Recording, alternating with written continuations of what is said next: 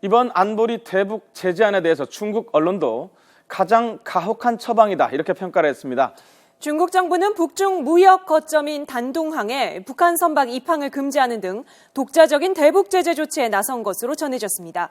국제부 연결해서 관련 소식 알아보겠습니다. 조수현 기자. 네, 조수현입니다.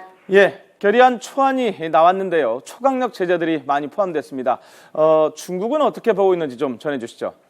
네, 중국 정부는 새로운 결의안이 북한 핵과 미사일 프로그램의 추가적인 개발을 효과적으로 억제하는 데 도움이 될 것으로 희망하며 그렇게 될 것으로 믿는다고 밝혔습니다.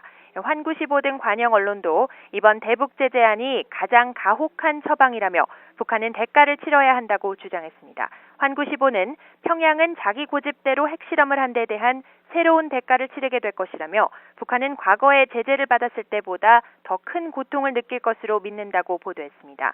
이 신문은 또 미중 간 최종 합의가 도출되기까지 중국이 절충점을 찾는 데 상당한 공을 들였다는 점도 부각했습니다.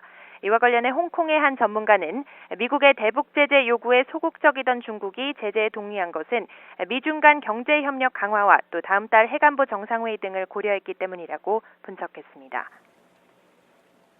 네, 중국은 독자적인 대북 제재에도 이미 시동을 건 정황이 포착되고 있는데요. 이 중국 내 최대 대북 교역 거점이죠. 단둥항에 북한 선박 입항을 금지했다고요.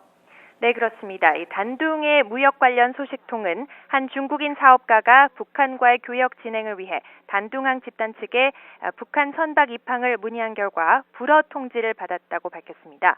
소식통들은 북한 지하자원 수출이 대부분 단둥항을 통해 이루어지는데 선박의 입항 금지로 대중국 수출길이 막히면은 외화벌이 등의 큰 차질을 빚게 될 것이라고 말했습니다.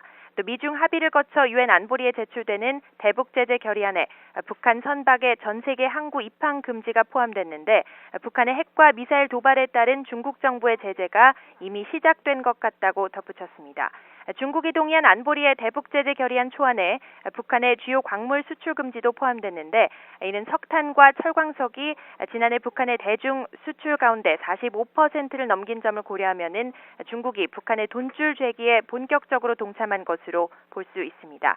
이에 따라 향후 북중 교역 전반에 냉각 기류가 감돌 것이라는 관측이 나오고 있습니다.